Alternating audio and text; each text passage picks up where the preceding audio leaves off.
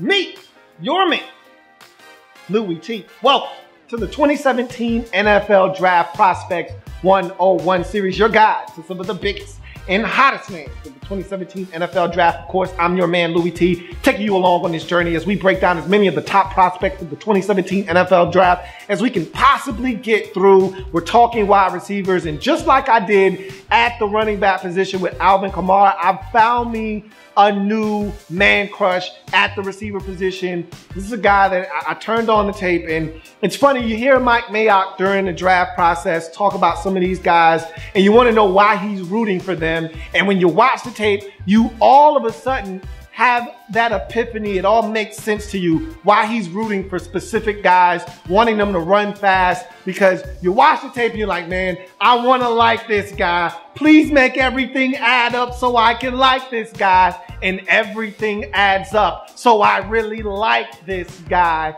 I'm talking about East Carolina wide receiver, Isaiah Jones. You know him as Zay Jones. Let's break him down and talk about why I am madly in love with this man's game. Gonna have to change some things, gonna have to get better at certain things at the next level. But one thing's for sure, the talent here is abundant and it is apparent. Let's break down his pros.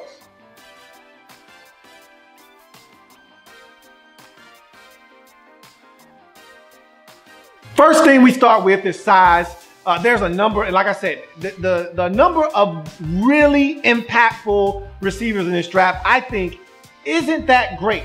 But the ones that I feel have a chance to be impactful, they're all big for the most part, aside from John Ross. So this is another guy at 6'2", 201 pounds, nice frame, can go up and get the football, does a lot of the things you like. That size always helps. I'm a guy that likes size at just about any position. I'm a bigger, stronger, faster type of guy. You hear me talk about upright runners at the running back position. Nothing has changed when you move on to receivers. I like them big. I like them fast. I like them strong. This guy, for the most part, some of those things I just said, or at least one of them, doesn't quite apply to him. But this guy definitely has the requisite size to be a force at the next level. Physicality. Probably my most favorite thing about Zay Jones is the level of physicality that he plays with. This guy is very competitive. He's not afraid to go over the middle, the toughness, and I'll go ahead and throw that in there right now so I don't have to talk about it later since we're talking about physicality. The toughness that this guy plays with is phenomenal and off the charts. You can throw this guy the football on 36 when the defense knows he's getting the football on 3rd and 6. He's going to get smashed by not only the safety, but the linebacker. He's still going to catch the goddamn football. Get up, fix and adjust his helmet, and he's ready for the next play. The physicality that this guy plays with is alarming, and you don't expect that because you look at him and you say, this guy isn't 200 pounds when you watch him on tape. This guy isn't that big. He looks like a slender build type of guy, not going to really be physically imposing, but when the football's in the air, this guy is looking to make it his. Love his physicality. He'll get after you in the run game. Love the physicality that Zay Jones plays with on a snap-in, and he gives you everything you got on every single snap. Never seen this guy take a play off. Love Zay Jones and the level of physicality with which he plays. Great hands.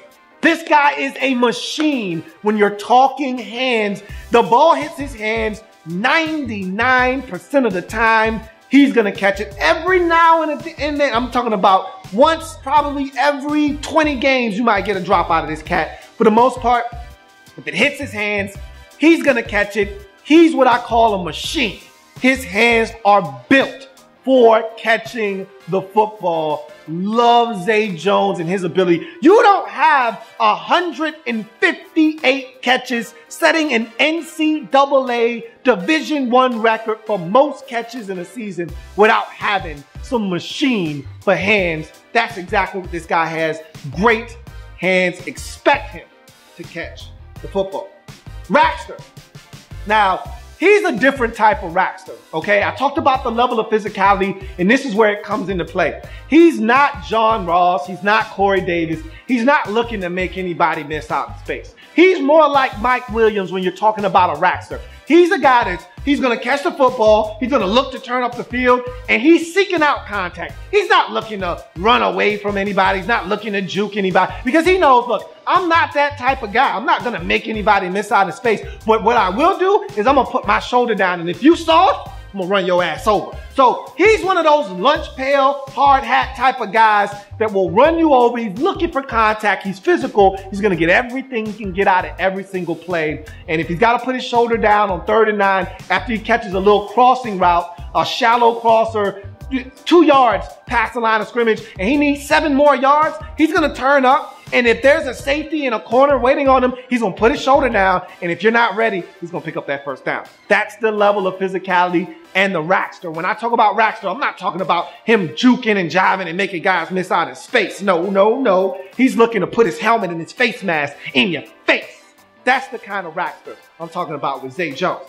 Formational flexibility. The reason he was able to be so consistent and get the football as often now at East Carolina, they ran a you don't catch 158 passes if your team isn't running a very short passing game. And that's part of the reason Mike Mayock wanted to see him run at the combine, is because you really didn't get to see him run and open it up that very often on tape, because he didn't. They didn't ask him to. Bubble screens, hitches, slants, speed outs, comebacks, hitches, stops. There was a steady diet of underneath throws to Zay Jones, whether he was out wide at X, whether he was in a slot at Z. He was running an abundance, an assortment of short routes, a bunch of short draggers across the field where he'd catch something underneath and have to turn it up. So you didn't get to see him open it up very often, but the formational flexibility is there. You can move this guy around, and this league is going to more of that. This thing goes in cycles. I remember when once upon a time,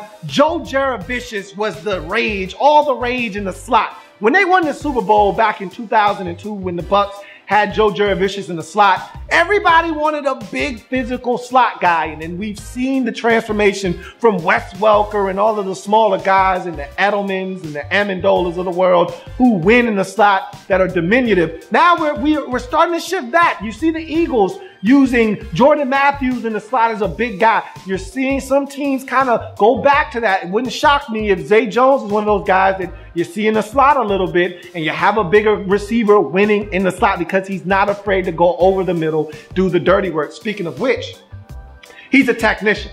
This is why you can put him in the slot and ask him to win.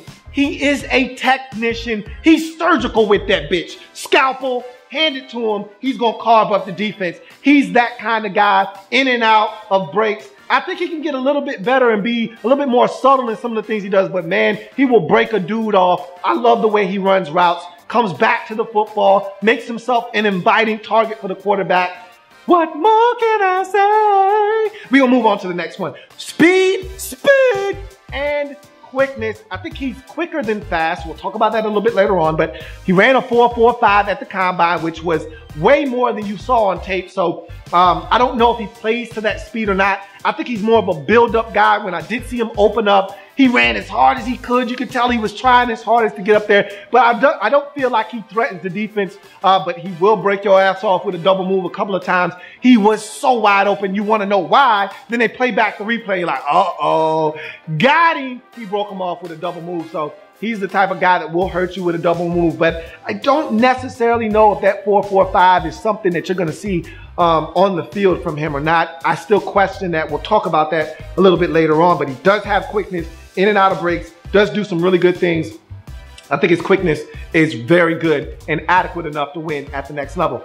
WWF effort, okay? You know I love this about him. I talked about his physicality earlier, and I told you, I feel like this guy gives maximum effort on every single snap, and that includes when the rock is not coming his way. Will work for food. I love it, want more of it, okay? This is a guy that will go out and he will seek out contact. He will go get a guy, pick him up. And again, I'm not saying that he's taking a guy and moving him, but there's a play where he actually does take a defender and run him 4 or 5 yards up the field when they were playing against South Carolina, a game in which he had 22 catches. Let me repeat, 22 catches in the game versus South Carolina. He takes a guy and drives him about 7 yards up the field. So he will work for food. You want to eat? You want 22 grabs? You better go out and work for some food. This man is out there working, man. He puts in work And so we move on to the next one. Toughness, I already talked about that. So we go to durability. This is a guy that played in every single college football game that was on the table, on the menu for him. All 50 college football contests at East Carolina. He played in every single one of them. So you don't worry about this man. If he's got an ankle, he's still going to go out and play. He's got a shoulder, he's still going to go out and play. The man is durable. He's on the field. That's the best ability to have. Availability, durability. Give me those two abilities. You got a guy in Zay Jones that's going to be there on Sundays to help your football team. Bloodlines, okay? This is a guy that his dad played in the league, 3-time Super Bowl champion with the Dallas Cowboys, okay? So you get that there. And then you get your uncle, who's Jeff Blake, who played for the Cincinnati Bengals, who played 14 years in the league at the quarterback position, both whom of which went to East Carolina. So he was a legacy guy at East Carolina. He's coming into the league. Those bloodlines run deep. Like I said, anytime you get a guy with those types of bloodlines, the NFL loves to eat it up because they know he has it in his DNA. The guy's a football player. You can tell from an early age, this man's been playing football, and those influences around him at a young age help mold him into the type of football player that you see on the football field. Massive production is the final pro. This guy left the NCAA with 399 career catches, a Division I record. 4,279 yards and 23 touchdowns. NCAA record, 158 receptions this past year at East Carolina, which is ridiculous. I just told you, had 22 of them in one game versus South Carolina. This guy is a monster. They threw him the ball. It was funny because you would watch some games and you were like, God damn, are they throwing the ball to anybody else? Like, this is unreal. I mean, there are a couple of receivers in this draft. There's another guy that reminds me a lot of Zay Jones, and I'll talk about him when I get there. But you watch some of these tapes and you're like, are there anybody else out there running routes? Because this guy's getting the football on every play. And I'm like, if I know he's getting the ball, why isn't the defense loading up on this dude and stopping him from getting the rock? But at the end of the day, 158 catches, there's really not much more for me to say than that. This guy had a massive career at East Carolina, and last year was the nice little cherry, proverbial cherry on top with 158 grabs for one Mr. Isaiah Jones. You know him as Zay Jones. Let's get to his cons, because there are some things that I feel like if he's going to excel at the next level, probably going to have to work on or find a way to overcome if he's going to be the guy that I think he has the potential to be.